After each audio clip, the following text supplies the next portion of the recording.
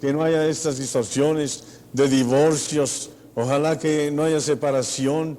Tenemos que alertar a nuestros hijos, tenemos que llevarlos siempre a una convicción profunda y poderosa para que podamos tener una familia. La iglesia es una familia, la familia cristiana, y que nuestros hijos sean lo mejor, que nuestras generaciones sean lo mejor, que la historia de nuestra familia sea lo mejor. La historia de la iglesia debe ser el fundamento, las bases de una nación poderosa, deben ser las bases para tener un cristianismo puro y poderoso.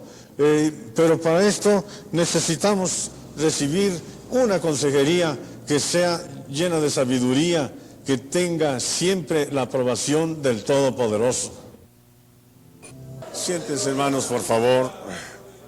Tomen asiento. Pues yo les confieso que estos papelitos ni los sé usar, porque es muy difícil estar leyendo. Yo pues agradezco a Dios por todos aquellos hermanos que pueden emplear el método escrito. Y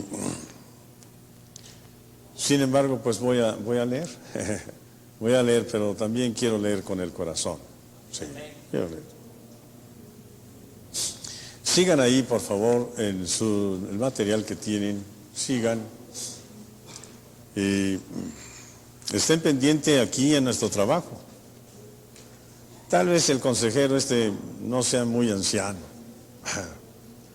pero qué bueno es contar con personas maduras, y también pues hay muchos predicadores que son jóvenes, y que Dios los bendiga.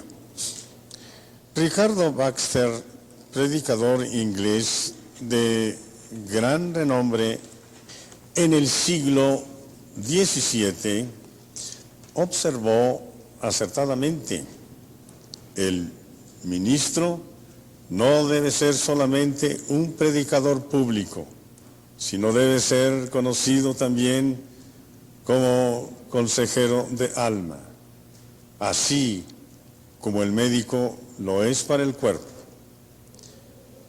Washington Gardner escribió un libro en 1896 titulado El pastor cristiano, en el que dice: si el ministro es el tipo de hombre que debe ser, muchos relatos de duda, perplejidad, tristeza, vergüenza y desesperación serán probablemente vertidos en sus oídos.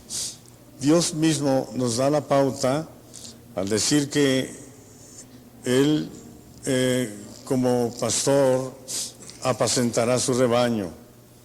En su brazo llevará sus corderos, y en su seno los llevará. Pastoreará nuevamente, suavemente a la recién parida. Isaías 40:11. Yo buscaré la perdida y haré volver la descarriada. Vendaré la perniquebrada y fortaleceré la débil. Ezequiel 34:16. Cuando yo estoy leyendo estos pasajes y encuentro que el Señor Jesús es el príncipe de los pastores, recibo una inspiración muy fuerte, muy grande, porque qué difícil es ser pastor. Cuando a mí alguna persona me dice, pastor, Dios mío, de veras que lo sea, de veras que lo sea. Y entonces llamé a un hermano que es un artista. Yo tengo un mural allí en la cocina, no sé si ustedes cuando fueron se dieron cuenta que tengo un mural allí en lo que es la parte de la cocina.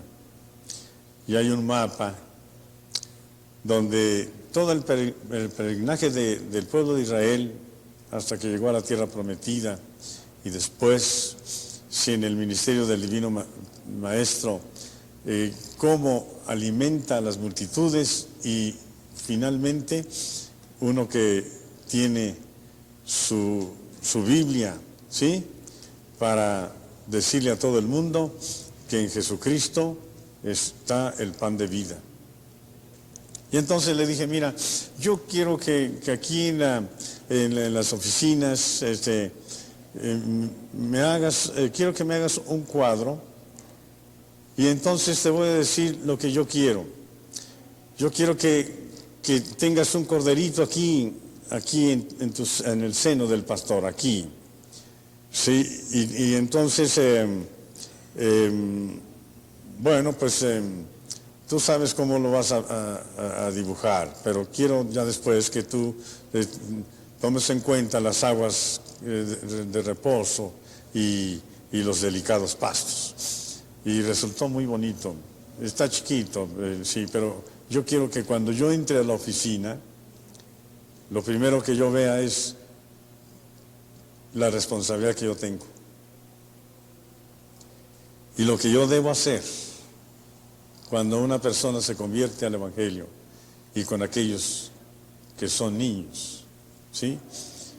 Y de veras que, no sé, pero él va caminando, lleva al corderito aquí, y entonces el corderito lo está mirando a él con ternura, pero el pastor también lo está mirando con mucha ternura.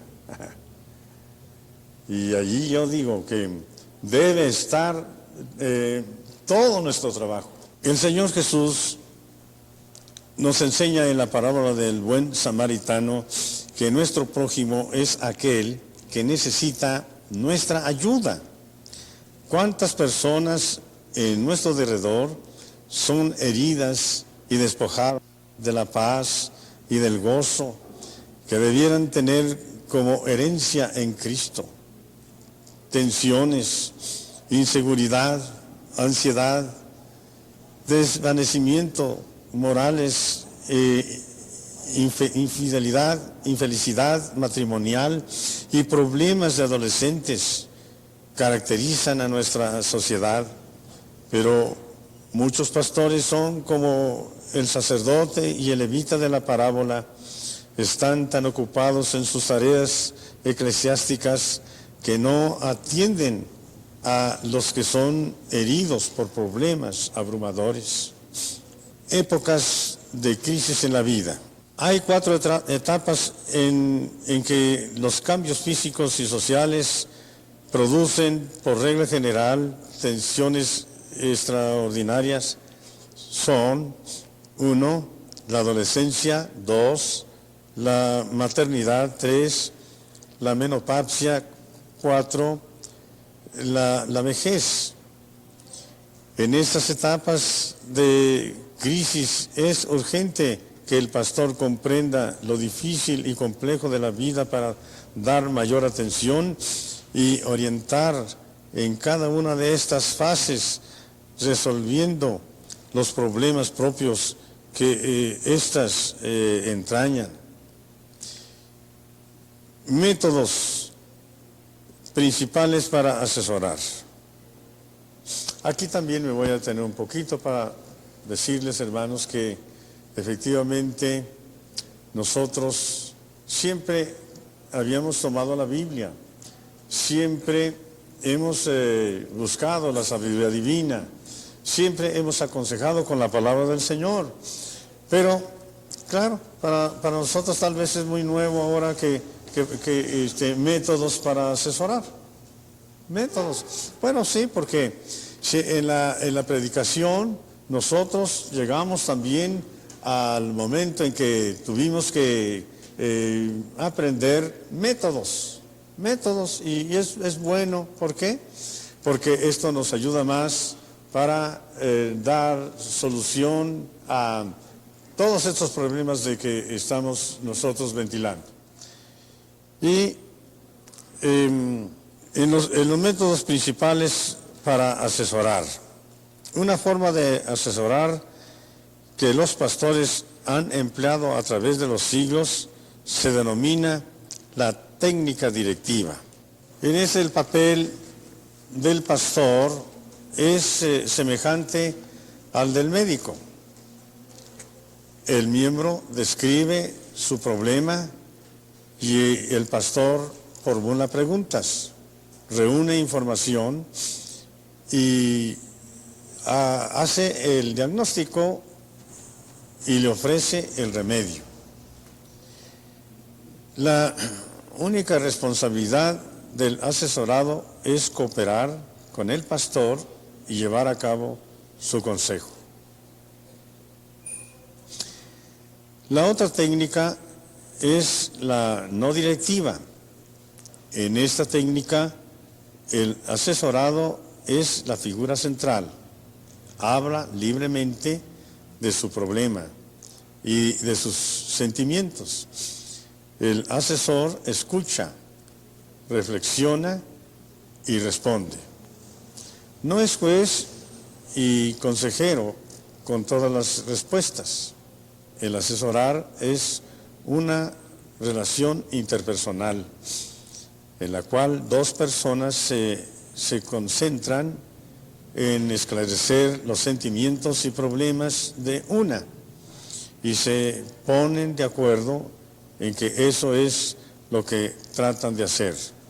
El consejero ayuda al asesorado a comprenderse a sí mismo, a encontrar el problema, a ver las alternativas, a tomar su propia decisión y a llevarla a cabo. No trata de manipular la entrevista solamente con preguntas imponiendo sus soluciones. Más bien, ayuda al asesorado a ayudarse a sí mismo. Pueden emplearse otros métodos para entrar en la solución directa en el área de la consejería pastoral. Pero la respuesta tendrá que estar fundamentada directamente en el texto bíblico, pues esto implica la solución positiva dentro de la sabiduría de Dios.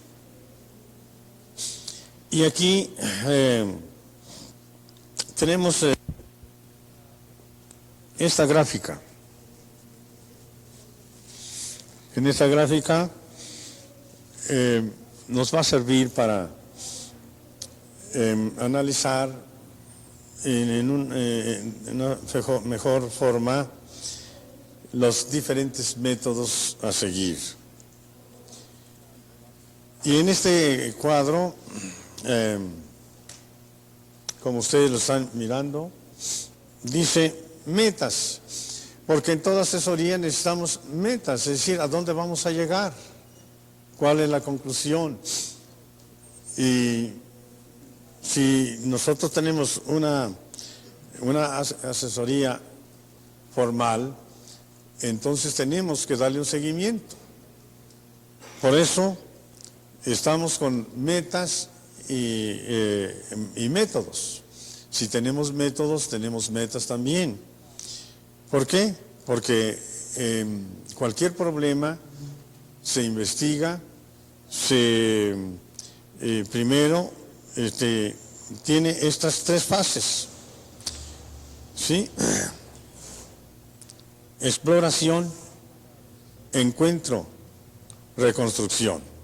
Son tres pasos, tres fases dentro de las metas a seguir. Y entonces, cuando nosotros decimos, en cuanto exploración, nosotros estamos explorando el problema, nosotros estamos ventilándolo, ¿sí? Auscultándolo, ¿sí? Y por eso, número 1 dice identificación del problema, hay que identificar el problema.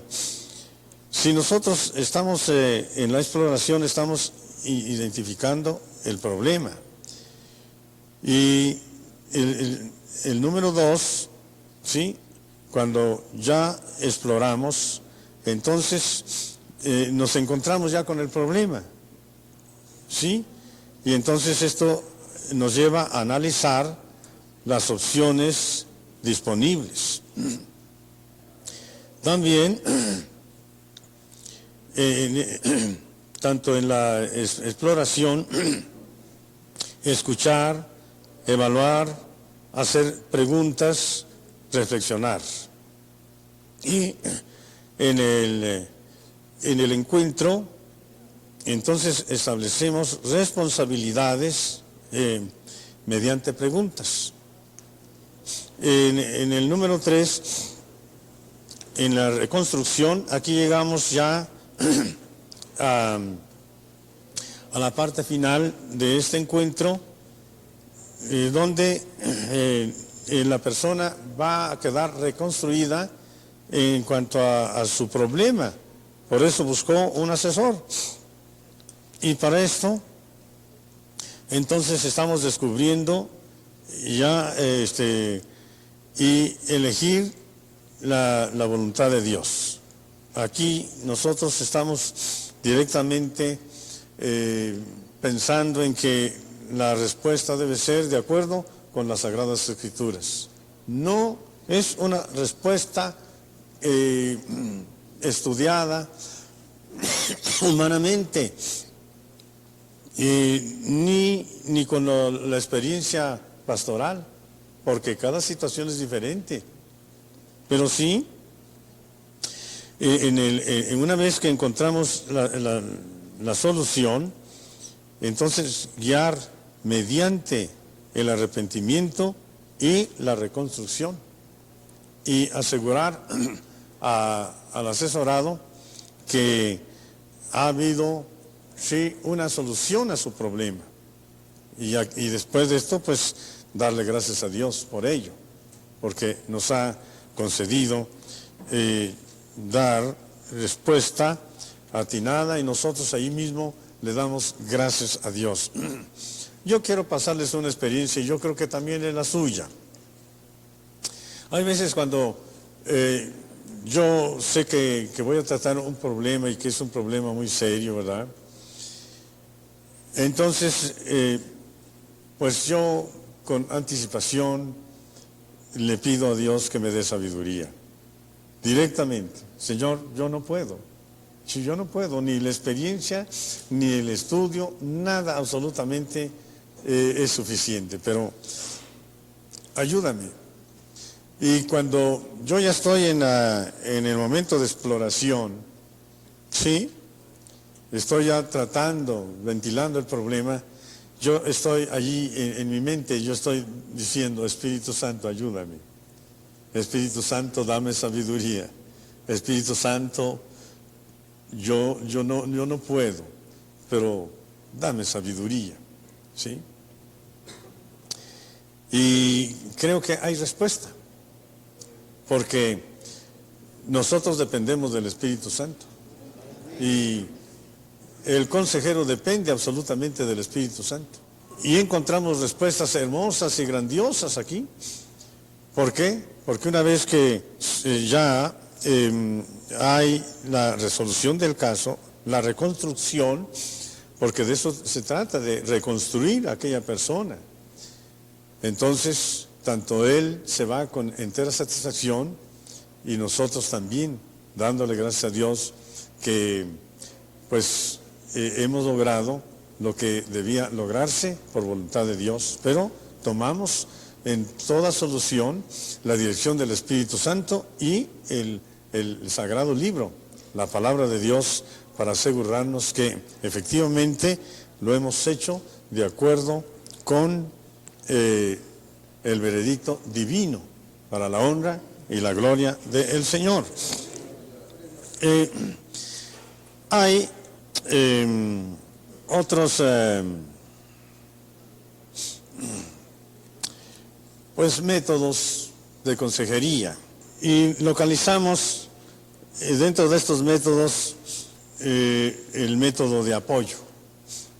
¿Cuál es ese método de apoyo? Bueno, es extra, yo no lo tengo ahí, yo se los voy a decir. Si usted lo quiere captar en su mente, y si no, si tiene algo con qué escribir, esa es tarea. Sí, tarea. Ese es trabajo, porque estamos aquí con tareas y con trabajos. Si usted lo quiere escribir, escríbalo. ¿En qué consiste el método de apoyo? Pues muchas veces nosotros estamos en la casa y nos llaman así de emergencia, pastor, hermano, quiero que venga porque acabamos de tener un grave accidente familiar. ¿Ah? Y ahí está el grande problema, y viene la Cruz Roja y hermano, pues ya está en el hospital, y entonces son problemas que debemos atender, y entonces vamos diligentemente a cualquier hora. Yo le he dicho a mi esposa, nunca niegues mi persona, nunca, porque así sea un dolor de muelas o lo que sea, yo tengo que atender. Y ya lo he hecho. Oye, pero te estás levantando a las 3 de la mañana y me asomo, ¿y qué pasa? Pues es un matrimonio ya de ancianitos. Hermano, no puedo dormir. No puedo dormir del dolor. No puedo dormir. ¿Ah? Pues, ¿qué le faltó a asepsia? ¿Qué le faltó a ese? Sí. Y entonces yo abro la puerta y con mucho cariño los recibo, y ahí mismo reprendo ese dolor. Porque hay poder en la sangre de Cristo Jesús. Hermano, ya no tengo nada, ya se me quitó. Váyanse a dormir. Pero después yo ya no puedo dormir. No me niegues, para eso estamos, para eso vivimos diligentemente. Este es el método de apoyo, y vamos donde está la necesidad, vamos donde está el problema. Sí, a mí me han llamado y ha ido el velador y me están tocando. ¿Qué pasa? ¿Quién toca? Soy el velador. Le llama una persona, le llama urgentemente y tengo que ir. ¿Por qué? Porque se está muriendo, está con un derrame sanguíneo tremendo. Y dice que vaya urgentemente, y ahí voy, ahí tengo que ir. Y cuando el problema requiere un seguimiento, hay que dárselo hasta que termine el problema. Ese es pues el método de apoyo, y hay que apoyar moral, espiritualmente y económicamente. No piensen que lo último va a ser gravoso para nosotros, porque siempre Dios nos da lo suficiente para atender todas las cosas. También el método en la técnica de confrontación. ¿Y esto qué es? Que cuando nosotros sabemos que hay algún hermano que tiene mala conducta, mal testimonio y que tiene un problema serio, que no lo tratemos en la congregación, porque esto es terrible, esto causa un impacto pues realmente muy desagradable, ¿sí? Muy desagradable, porque ahí mismo puede haber personas que estén por primera vez y en vez de alimentarlos los destruimos al darles a conocer, ¿sí? Algunas cosas que suceden en nuestra membresía. Entonces, esto nos lleva a buscar a la persona, a buscarlo a él personalmente, y ahí aconsejarlo y que él pueda salir de esa situación. Yo aquí quiero contarles algo que para mí es muy penoso, pero tengo que decírselos. Yo aquí, en el ministerio de nuestro hermano Josué Mejía,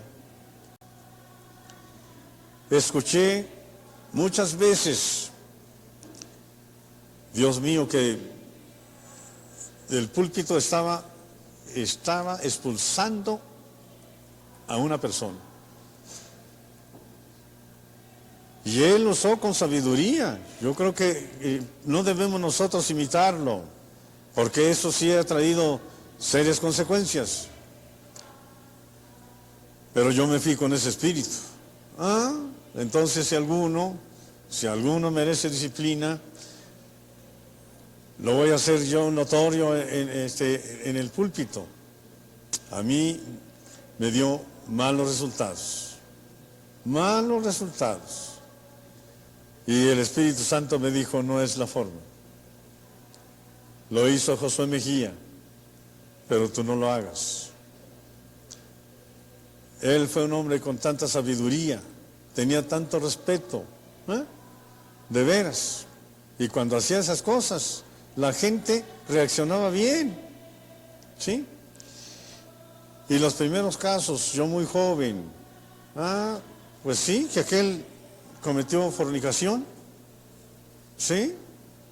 Adulterio. No sé, yo era muy joven y me sucedieron estos casos. Y bueno, yo tuve que disciplinar. Pero después me di cuenta que la familia se iba también con la persona que se había disciplinado. Pero ¿cómo voy a perder yo una familia si a todos los quiero? ¿Cómo la voy a perder? Pues ya la perdiste por no hacer las cosas bien. Y después de esto entonces no, dije, bueno, hay que cambiar de método. Voy a la persona que hay que disciplinar. Reúno a la familia.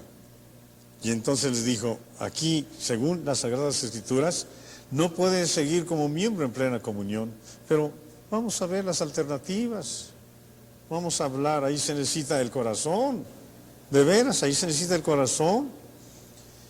Y entonces ayudar también a la familia y ayudar a aquel, ayudarlo también, que no se pierda para siempre. Y esto me ha dado buen resultado a mí. Aunque siento profundamente la disciplina, lo siento, yo estoy llorando cuando estoy disciplinando a una persona, pero procuro que no se pierda. Es un alma, no debe perderse. No debe perderse.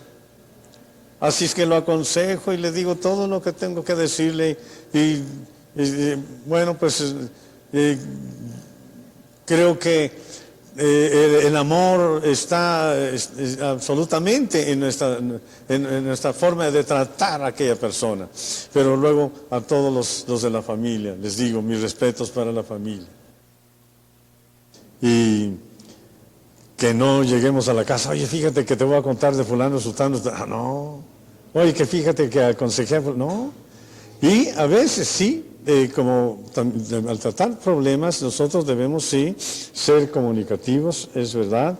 ¿Por qué? Porque son cosas que no perjudican a nadie. Hermanos, pues creo que es muy difícil todo esto, es muy difícil, pero tenemos que hacerlo y aprender cada día para la honra y la gloria del Señor. Condiciones para asesorar. La condición primera e indispensable para aconsejar es que la persona interesada sienta la necesidad de buscar ayuda. Si no la siente, es poco probable que esté dispuesta a ser asesorada. También, si la persona no quiere cooperar con el pastor o tiene poco interés en cambiar su conducta, no queda esperanza de ayuda. No obstante, la pericia del consejero, cuando los padres mandan a sus hijos rebeldes al pastor, por ejemplo, no se logra mucho en la mayoría de los casos. Para tener buenos resultados, es necesario que el asesorado desee cambiar, que respete y estime al pastor, que tenga expectativas de ser ayudado y que esté dispuesto a enfrentarse a sí mismo en el proceso de ser asesorado.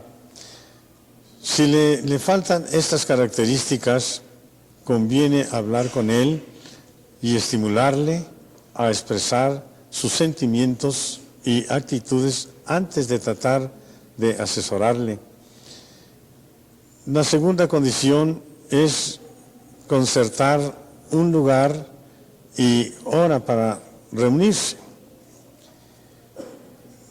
La última condición que consideremos es la preparación espiritual del pastor para asesorar.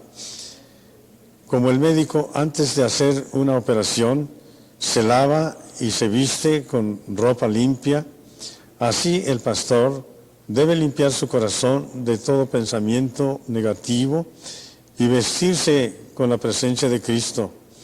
No es psicólogo, sino ministro del Señor.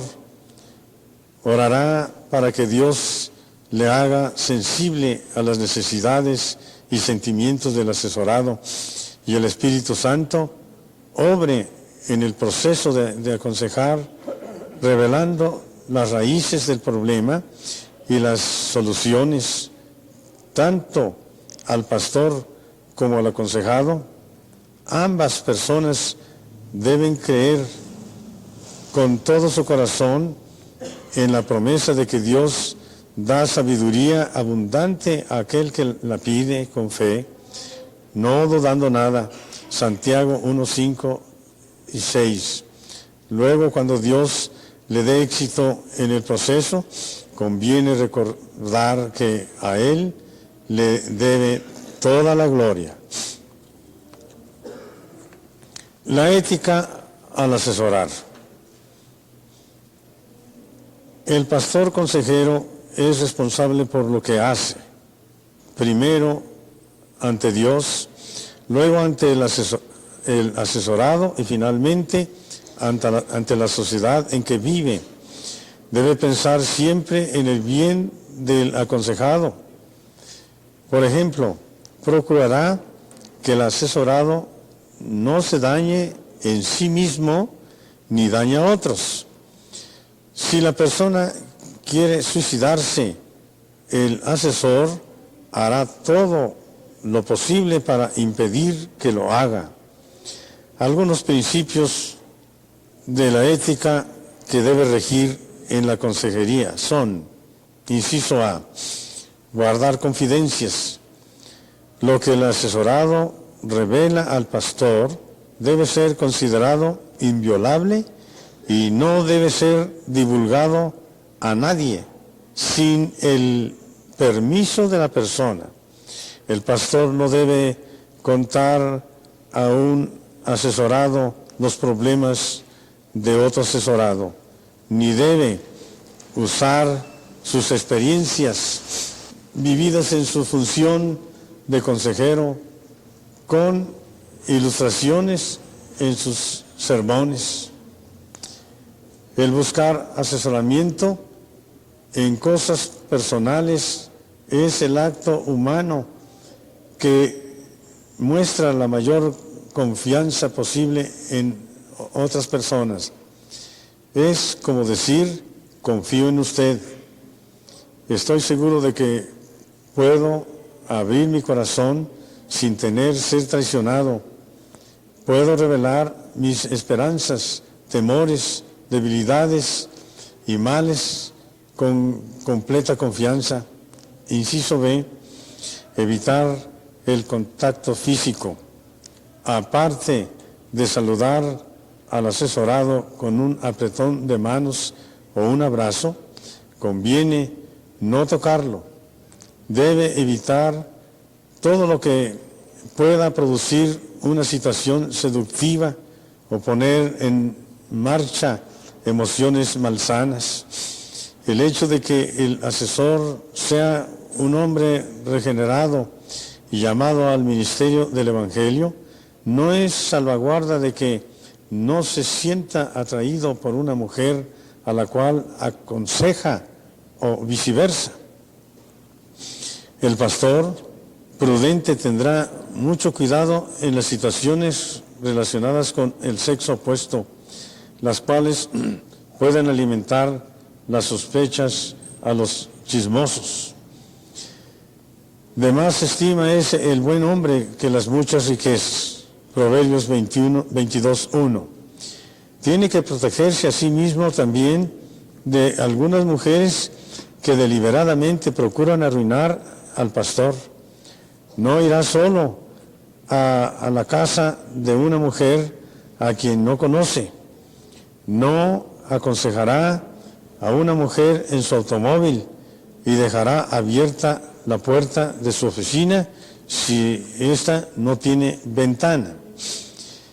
Por regla general, los pastores prudentes asesorarán a mujeres solamente cuando alguien está presente y lógicamente es la esposa del ministro la que suele acompañar. Bueno, aquí quiero decirles que nuestro hermano Novato no voy a tener mucho porque él ya lo dijo en su estudio anterior, pero faltaron algunas cosas, por eso lo menciono.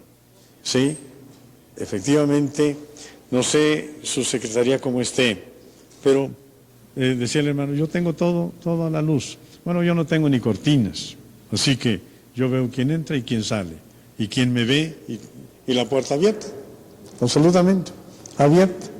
Entonces, cuando se trata de una dama, sí, eso es muy importante. Pero en viajes, en acompañamiento, ¿cuántos problemas? Sí, hay que vivir con los ojos abiertos, sí, absolutamente. Y yo creo que el pastor es atacado tremendamente en su ministerio. Y Satanás usará todo para que se debilite el ejercicio pastoral. Yo creo que, no sé, pero algunas personas, aquí mi hermano Novato pues dijo, bueno, yo lo dejo para que ustedes lo discutan, pero el pastor que cae en alguna situación de esta naturaleza, pues no tiene autoridad para seguir predicando, ¿sí? No sé, yo alimento el mismo pensamiento, pero hay casos muy difíciles en que se pueden tal vez resolver en alguna forma, pero muy difíciles. Yo no sé si haya alguno de estos que se puedan resolver. Sin embargo, yo creo que aquí la ética nos está hablando claramente porque estamos apoyados en las Sagradas Escrituras. No hay que perder la línea, no hay que perder de vista el respeto que le debemos a nuestra esposa, a nuestros hijos. Y no es posible que a una dama nosotros le hablemos con más cariño que a nuestro esposo, ¿no? A nuestra esposa todo lo mejor y a una dama pues la apreciación como le merece, pero toda la apreciación y la comunicación a nuestras esposas para la honra y la gloria del Señor. Y el respeto, ya sea que vayamos manejando o que vayamos por la calle, sí, siempre nuestra atención moral y el respeto pues al prójimo. Y como Job lo expresa, a mí me llena mucho la expresión de Job: nunca codició a una virgen, nunca, absolutamente. Qué expresión tan buena y tan saludable. Porque el hombre que ha sido tomado como una persona de honra y falla en algún punto, todo lo que había adquirido, dice la Biblia, todo lo que había alcanzado, se viene por tierra. Por eso yo estoy con el pensamiento de que el pastor que infringe y que cae, por ahí oí yo de un pastor que hizo no sé cuántas cosas, pues no sé, pero no tiene ninguna autoridad para seguir predicando, ¿no? Hay que conservar la ética en la consejería pastoral. Por regla general, los pastores prudentes asesorarán a mujeres solamente cuando alguien esté presente, y lógicamente es de la esposa, del ministro, lo que suele acompañar. Inciso C, no usar al asesorado para satisfacer sus propios deseos, la curiosidad del consejero, sus necesidades sexuales y el deseo de que otros dependan de él son motivos inconscientes en algunos consejeros. El escuchar chismes o detalles muy íntimos de inmoralidad puede alimentar la curiosidad del asesor, pero no ayuda en absoluto en el proceso de aconsejar. Esta curiosidad puede desviar la atención del consejero de lo que es importante en la conservación y causar que el asesorado en la conversación y que el asesorado al darse cuenta de lo que pasa le pierda respeto y confianza. El asesor debe reconocer sus propias debilidades y buscar la ayuda del Espíritu Santo para resistir tales tentaciones. No esconder sus convicciones cristianas.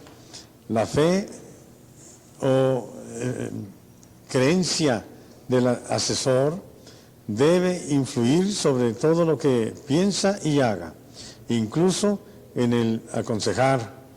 Más vale ser fiel a Dios y a su palabra que caer en gracia con el asesorado si uno tiene que elegir entre las dos cosas.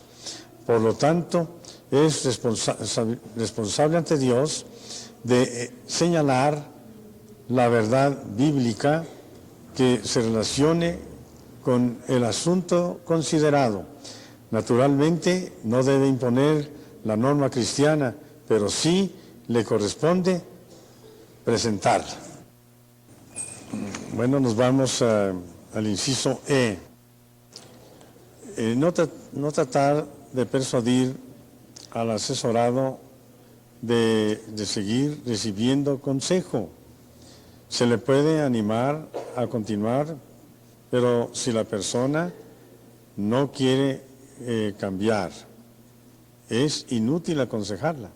Además, el pastor debe respetar los deseos del asesorado y no debe obligarlo a hacer ninguna cosa, aun cuando es para el bien de la persona. F. Reconocer sus propias limitaciones. Ningún asesor puede ayudar a todos. Hay cosas muy difíciles y a pesar de hacer lo posible, puede ser que no se dé ningún resultado. En algunos casos es mejor que el pastor no asesore. Existe peligro de que el pastor consejero se considere psicólogo aficionado y trate de asesorar a personas que no son normales. Es decir, estas personas son a veces un peligro para ellas mismas y para otras. Es imprescindible que el pastor consejero reconozca las características de los que están mentalmente enfermos o la expresión de temores morbosos y persistentes, tales como tener miedo irracional de estar en una habitación estrecha o de caer de alturas, graves amenazas de hacerse daño a sí mismo o a otros, a sospechas infundadas de que otros lo persigue y procurará hacerle daño. Hemos tenido casos tan difíciles en la vida. A mí me han llamado, venga hermano que tenemos un proceso, no hayamos qué hacer. Y llego a aquel lugar, es un cuarto, Dios mío, ¿cómo está ese cuarto? ¿No? Lleno de pinturas, de signos, ya con eso podemos apreciar lo que pasa ahí, lo que sucede ahí. Pero me llevaron para un proceso y no es un proceso, ¿no? Nada más con ver todos esos signos, es lo que está en la pared y cómo está el lugar, me dice que no es. Y en las primeras oraciones, a ver, vamos a investigar si puede hablar aquel, no puede. no puede, habla cosas incoherentes, cosas que no se entienden y no responde cuerdamente a las preguntas, ¿sí? Y entonces, después de la oración, tenemos que decirles a las personas, bueno, pues no, aquí no es cuestión de un asesoramiento de una persona cuerda, no, aquí hay otro problema, nada podemos hacer, solamente en ocasiones donde el Espíritu Santo intervenga, una persona podrá ser racional y volver a su sentido, porque Dios todo lo puede y Él puede hacer cosas grandes y maravillosas para que su nombre sea glorificado, pero si no tenemos la suficiente fe, ahí lo dejamos y nos retiramos. Yo encontré unos jóvenes que, hermano, mire usted, y bueno, ahí voy yo, pero dije, bueno, la primera prueba, vamos a ver la primera prueba, hay otra prueba. A ver, di que hay poder en la sangre de Cristo. Y empezó a decir que si hay poder en la sangre, ¿de qué? Con dificultad, pero lo dijo. Dijo, muchachos, ¿qué están haciendo aquí perdiendo el tiempo? Están perdiendo el tiempo. Esto no es un proceso, ¿no? Tal vez recibió un golpe o qué cosa, tantas cosas que hay ahora, ¿no? Porque a un proceso, cuando se le hace la prueba, diga usted que hay poder en la sangre de Cristo, pues no, nada más no, ¿sí? Y se niega y empieza a blasfemar. Esa es otra cosa. Pero quiero decirles que un caso que de veras le pasó a uno de los pastores allá en la Costa Grande de Guerrero y me acabó de comunicar esto, lo llamaron a él, hermano, por favor, tengo 2 hijos, los tengo amarrados con cadenas, vaya por favor, y creyendo que eran endemoniados, que eran posesos, ¿no? Están endemoniados. Dice el hermano que llegó a aquel lugar, estaban desnudos los 2 hijos de esa hermana. Qué triste. Pero, ¿y qué pasó? ¿Qué hizo usted? No, pues empezamos a reprender y luego empezamos a hablar con ellos. Y yo estaba analizando el caso, ¿verdad? Y le dije, mire hermano, otra cosa, a ver qué otra cosa le dijeron. Bueno, pues que estaban así porque se habían entregado a las drogas. ¿Ah? Sí, entonces, ¿sí? ¿Qué es lo que pasa? ¿Qué es lo que pasa, no? Que se les van acabando las neuronas y entonces, y no son reproductivas, ¿no? Se mueren, se acaban. Y los tenían amarrados con cadenas. Es una cosa terrible. Le dije, mire hermano, entonces no son endemoniados. Dígale a aquella hermana, pues sí, vamos a pedirle a Dios, solamente a Dios que tenga misericordia. Hay tantos casos, hermanos. Yo quiero dar tiempo para tal vez momentos de reflexión nuestra.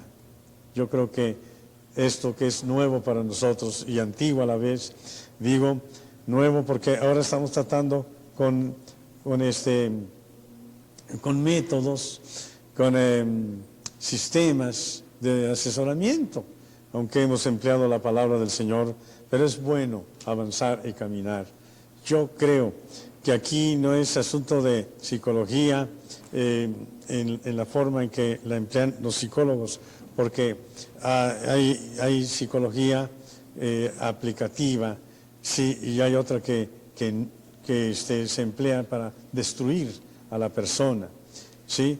Pero nosotros empleamos el libro sagrado. Aquí no existe más que la sabiduría del Espíritu Santo. Y entonces la conducta del hombre tiene que estar apoyada al texto sagrado, absolutamente.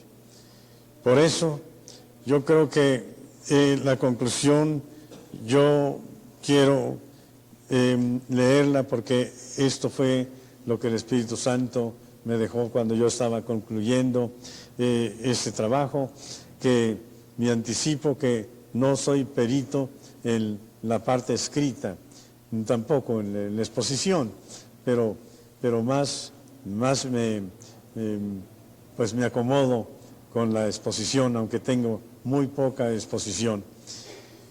Y la conclusión,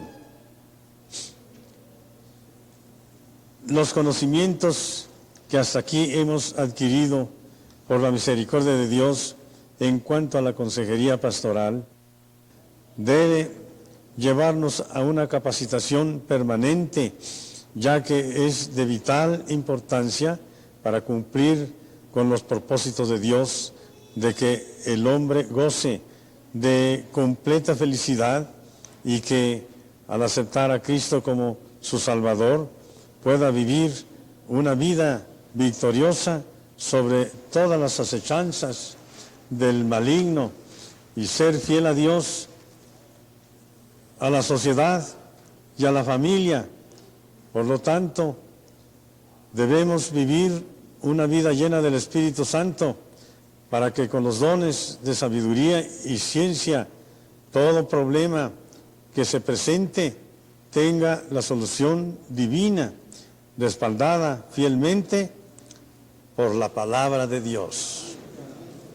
Hermanos, he orado mucho por este trabajo. Lo demás, solamente el Espíritu Santo nos va a ayudar por México, por el mundo que está perdido, para que en aquel día nosotros demos cuenta a Dios con moralidad, con honradez, con firmeza, de que todo lo que hicimos en esta tierra, lo hicimos para la honra y la gloria de Dios y para que ninguna persona se pierda, sino que encuentre en Cristo Jesús la solución de todos sus problemas.